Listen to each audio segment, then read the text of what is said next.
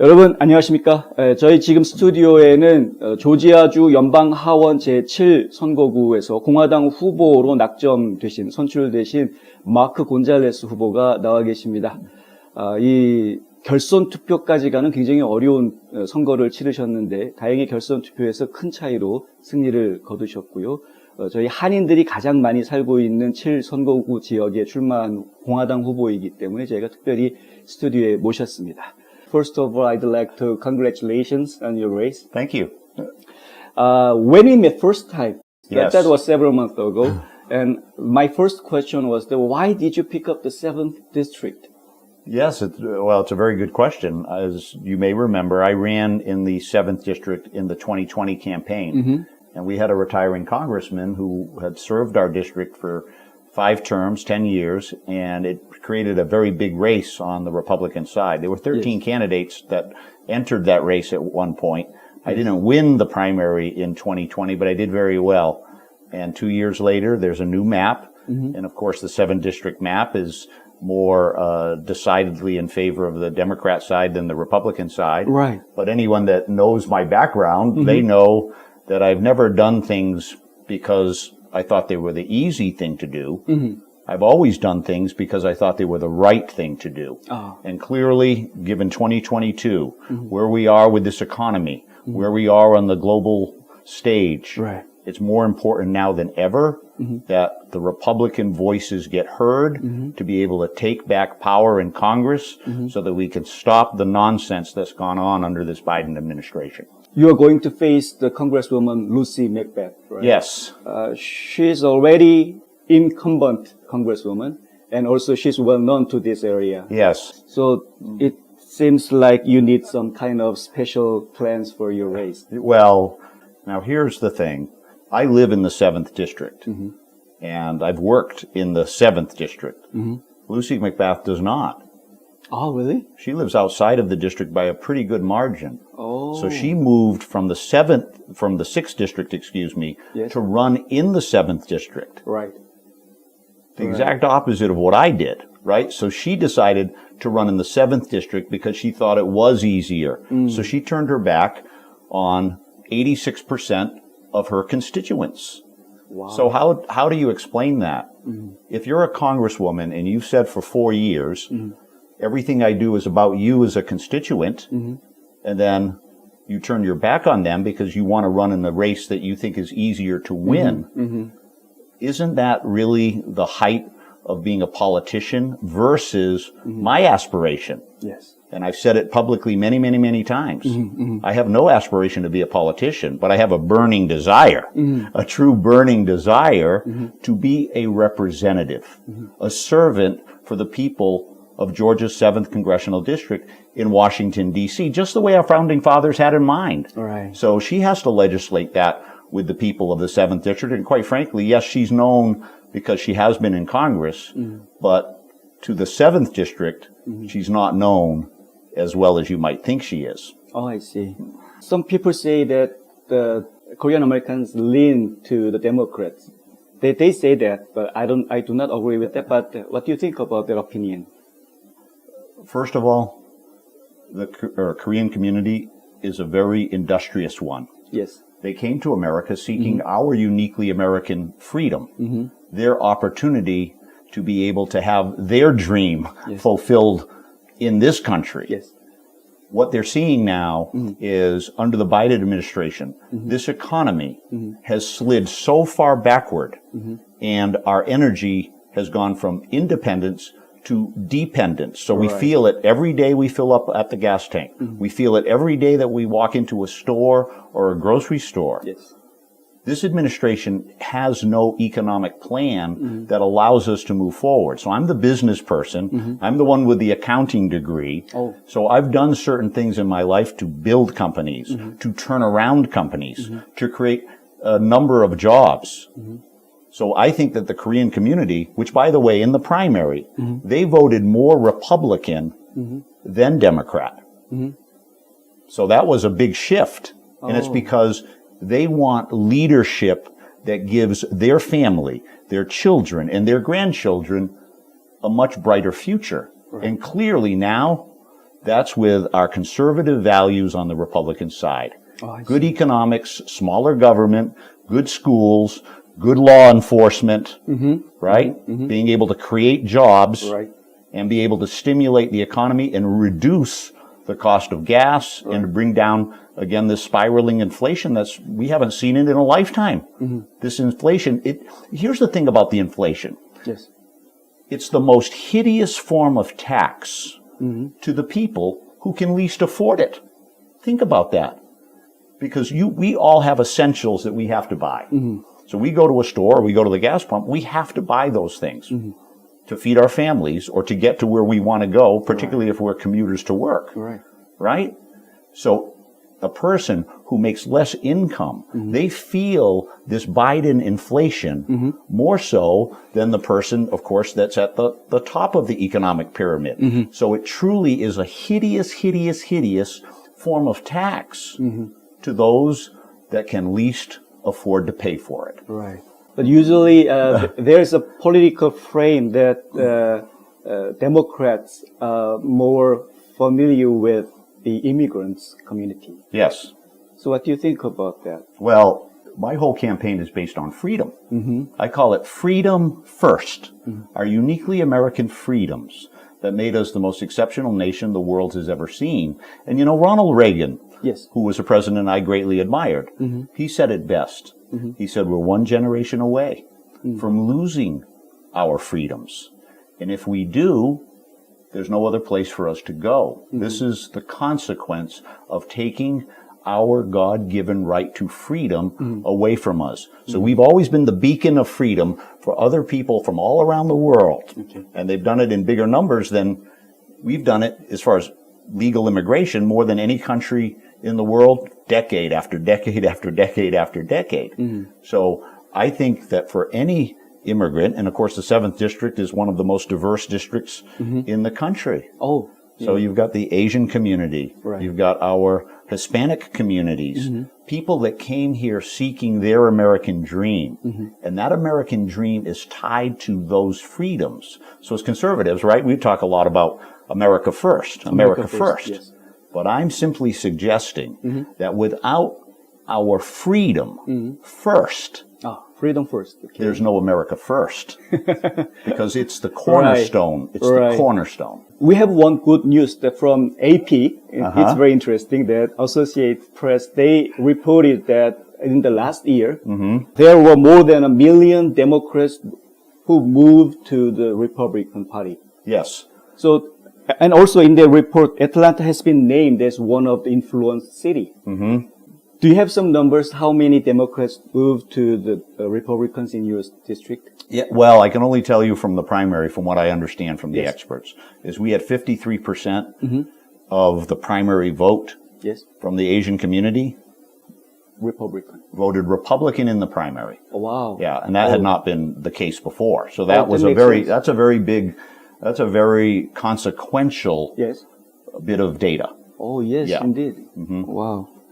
Okay. And of course, with the Hispanic community is another good example, right? Yes. You've seen what's happened with their ratings, their approval ratings of our president. Right. They've never been lower in the Hispanic community. And my last name is Gonsalves. Yes. A lot of people look at my name and they pronounce it Gonsalves or Gonzalez. Okay. It's actually a Portuguese name, so I'm also a product of immigration. Oh. My wife's mother came to this country from Taiwan. Taiwan? Yes, from Taiwan. So we as a family are also products of immigration. So we get the sense of what people feel when they come to America, because it's not that far removed for us. So you are the first generation immigrant? Second generation for me, first for my wife. Oh, I see. The whole issue as it relates to immigration now is whether you believe we should be pro-enforcement or anti-enforcement. Pro-enforcement of our immigration law or anti-enforcement, which leads to a wide open border. Now, the consequence of that wide open border is very, very severe for our country. Right. We've got a number of people that are coming in that are really here to do us harm. So MS-13 gang members as a perfect example that have come over that border. We have fentanyl streaming over that border. That's killed 100,000 of our fellow citizens this last year alone, with no stop in sight. We have human trafficking and sex trafficking coming over that border. Literally the sacrifice of children at this point. So these are the consequences of this policy of anti-enforcement. And I believe that every country has the right. In fact, I would say it's an obligation to its citizens to secure its border and enforce its immigration law. So people ask me all the time, they say, gee, Mark, what will you do to reform immigration? I said, well, why don't we start at the beginning and enforce what we already have on the books? Because why would I believe that creating new legislation is going to be enforced if we're not enforcing the current legislation? Right? Why would you believe that? That makes sense, correct? So, to me, that's the starting point so that it could give people confidence that anything we were to do in the future would, in fact, be enforced. But you have to start now. You have to start enforcing the law that we have on the books as it relates to our southern border. And by the way, you know, Tom Homan was our acting director of ICE, and he endorsed me very late in my runoff. And that was a very big thing. And the reason why he did is because he knew that I was the person who had the background. I also had the backbone and literally the resolve to be able to fix what's going on our southern border. I see. We're talking about the endorsement. In Georgia, actually, we have some interesting results that almost half of Trump-endorsed candidates are lost their races. What do you think about that happens? What's going on in Georgia?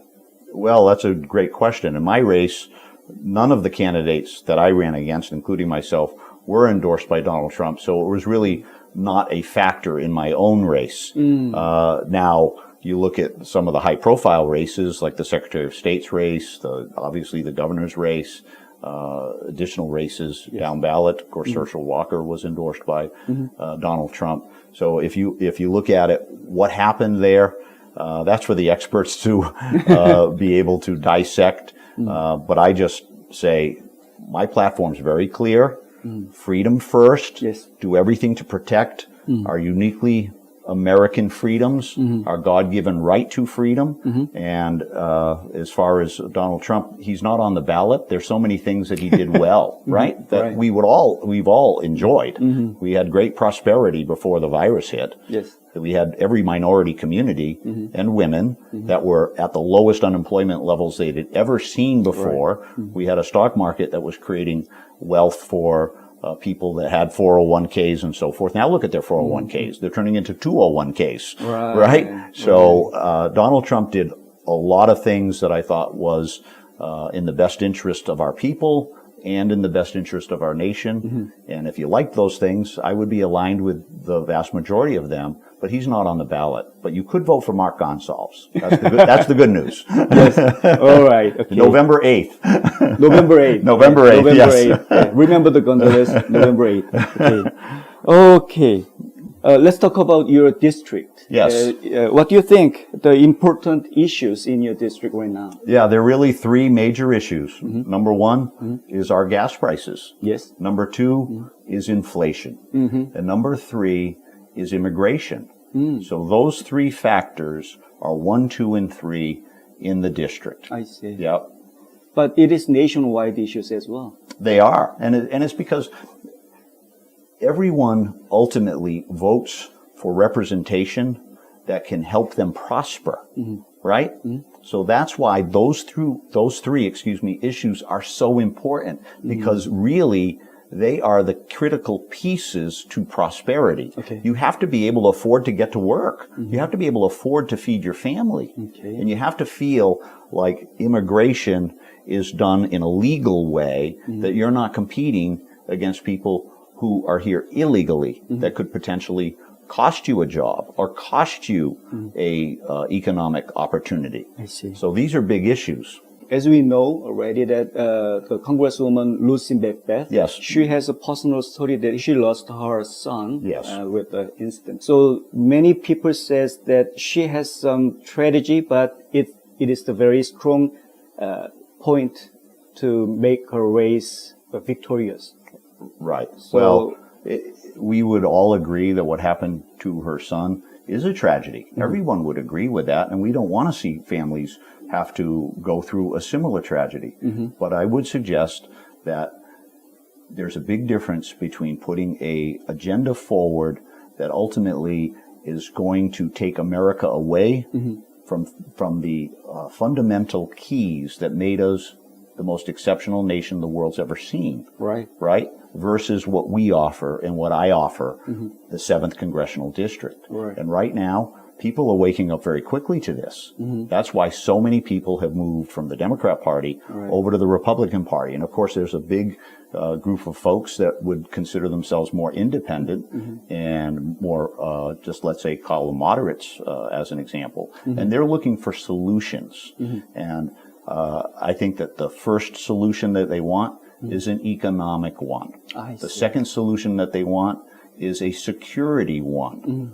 Nobody wants to live in fear, right? And everyone wants to feel like my child or my grandchild has their same shot at the American dream that was bestowed to me. And if we get this wrong, if we don't take back Congress on November 8th, the consequence is going to be so enormous, I predict, for our country that we won't recognize it 2 years from now. That's how consequential this election is. So most people are talking about a red wave. I believe that it truly could be a red tsunami. Red tsunami. Red tsunami. Yes. Oh, red tsunami. Oh, that sounds very good. Yes. All right. If you go to the Washington, yes. Which committees do you want to participate in? Oh, that's such a great question. Because here's the thing. Every congressperson, when they go to Washington, they seek out those very high-profile committees, right? The Appropriations Committee, the Ways and Means Committee, the Armed Services Committee. These all come to mind. But my aspiration is to be of service on the Small Business Committee. That's the one that I aspire to the most. And the reason why is because I've spent a lifetime in small business. I've taken small businesses and grown them into very big businesses. One went public on the NASDAQ exchange. Another one had a major transaction in private equity for over $500 million. These are big transactions. So I know how to take small businesses, which is the incubator of employment in this country. Most people work for a small business.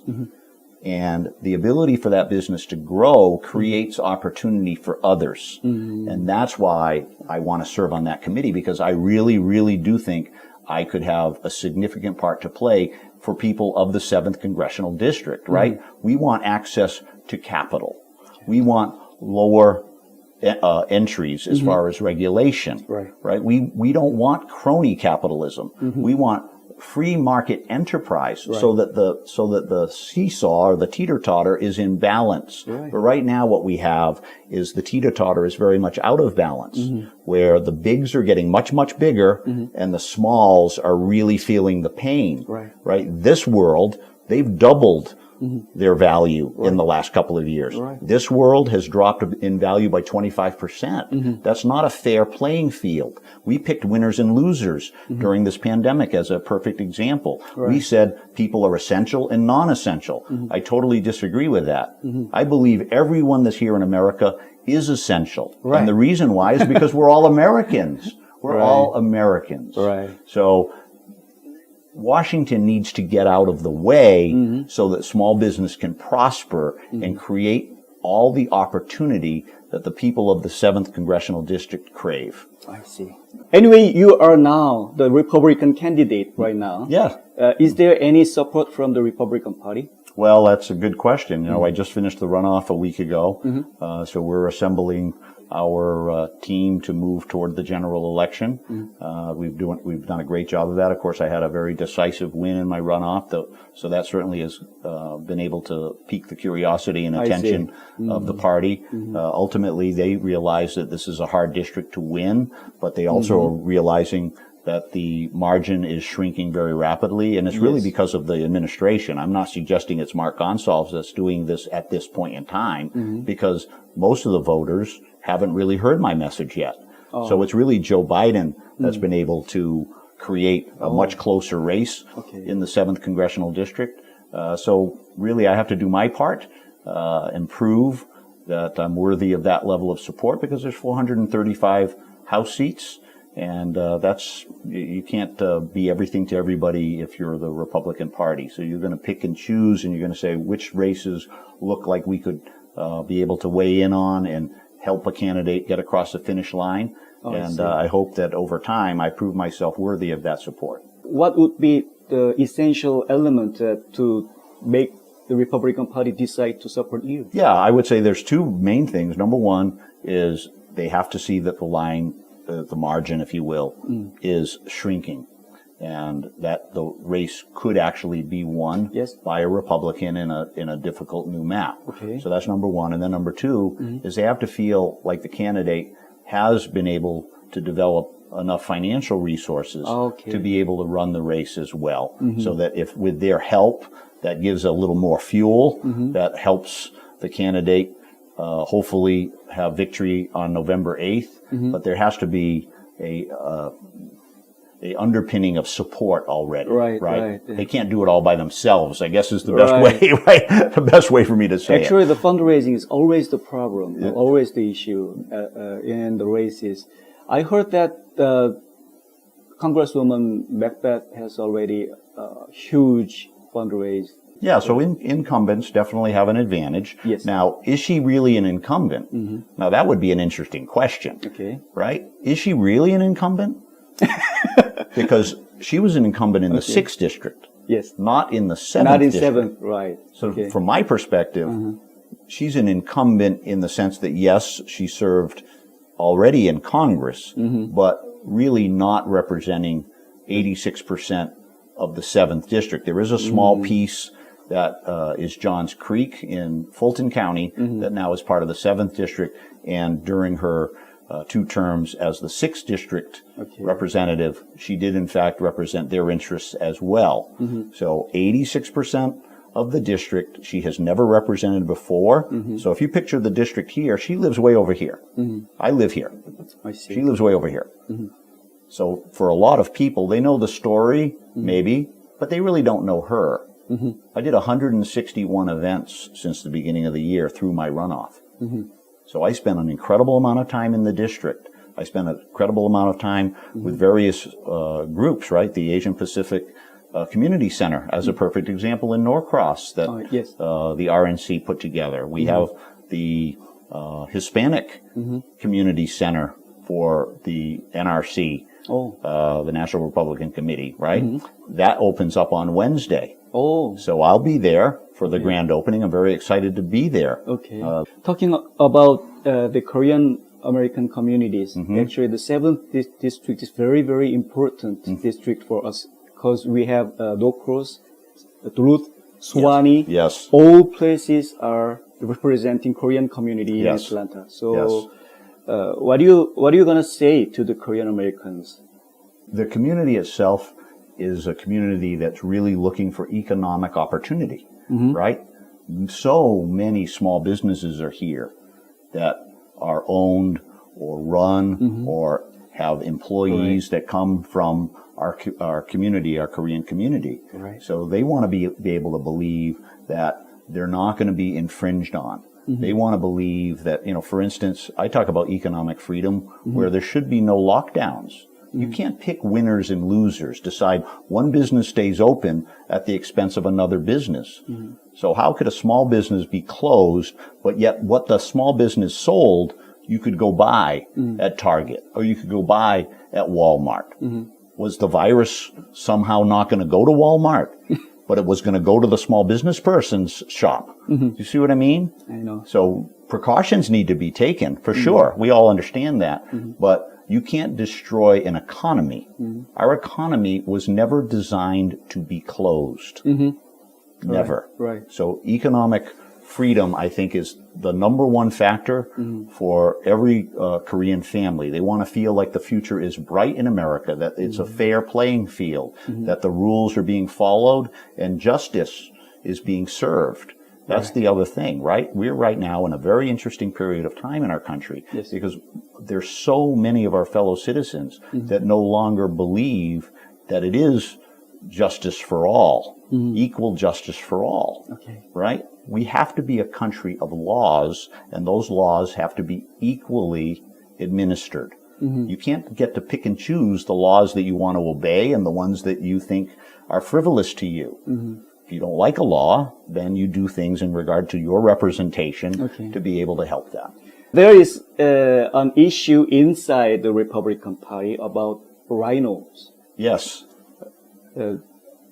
How do you define rhino, and what are you going to say to them? Yes, so RHINO is an acronym for Republican in name only. Yes. And here's the thing. Most agree that we have rhinos in Congress, in the Senate as well as in the House. And the question is, how do they get to Congress, right? They get to Congress. That's a good question. Right through our Republican primaries. Yes. That's how they get to Congress. Right. And that's why the primary is so important, because we haven't, in many cases, identified a person who was not really going to serve their constituents well because of their leanings that way. And to me, that was a big part of my own runoff, as a matter of fact. People looked at me as the true conservative. They knew that I was going to fight for the principles that made our party the best to serve the people. And it all revolves around smaller government, freedom, and fiscal responsibility. And when you have $30+ trillion of debt, you think about that. $30 trillion of debt that we're going to hand off to generations that did not create the debt. So it's literally a form of taxation to our kids and our grandkids without their representation. And if you think back on that, that's how our country was formed. Taxation without representation. Right. Right. Right. So that's why this fiscal side of the equation, and believe me, Republicans in Congress have not pushed forth a fiscal agenda for quite some time. But now is the time, because we're so far out of balance now. We haven't had a balanced budget for how long? We haven't even approved a budget out of Congress for how long? So Congress has continued to abdicate its responsibilities. And this is wrong, because our children deserve that from us. We'll be the first generation that hands our nation to our next generations in worse shape than the one that was bestowed to us. And I feel like for all those that fought for our country, and many that gave their ultimate devotion to our country with their lives, I refuse, from my perspective, to ignore what they did and say it's perfectly okay that we continue to slide further and further and further backward as a nation. So, before World War II, we were the country that provided credit to the rest of the world. Yes. As an example. Yes. We had 50+% of the world's wealth, even as a new nation. Right? And think about how fast that's turned around. Now we go out hat in hand for other nations to be able to give us the credit that we're looking for. I mean, we can't even now find baby formula. Are you kidding me? So we have an administration that literally has no formula, including baby formula. Okay, I understand. Lastly, Yes. would you give us some comments or the recommendations for our Korean American voters here? Yes, I would just say, if you're truly concerned about the future for your community and for your family, the Republican Party, this election, November 8th, 2022, really do your homework. Get to know the positions that the candidates hold. Be able to get a sense for, do they have the capability of being able to steer the American financial ship? Do they have the capability of being able to fix a very, very broken immigration system? Do they have the ability to keep us out of harm's way globally as it relates to conflict? We have one now in the Eastern European theater as a perfect example. Do they have the capability of being able to make sure that we do things in a correct manner, that we don't do things like we did in Afghanistan?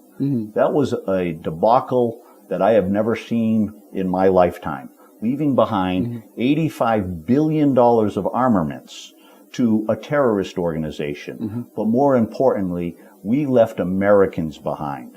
And we had 13 pay the price at that airport.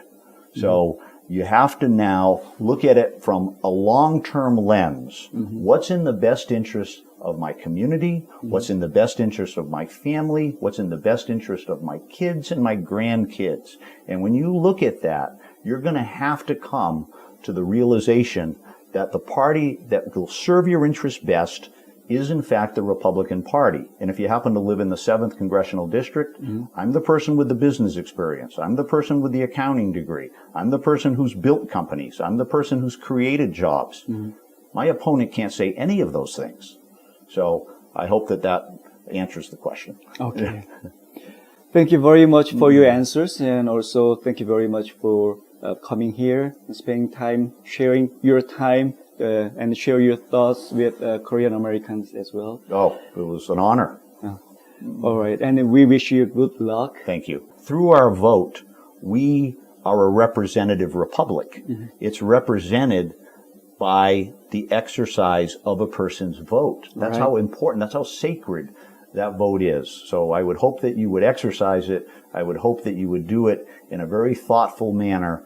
And if you do, I think that we can move America very quickly back on the right track again and create opportunity for all. Yes.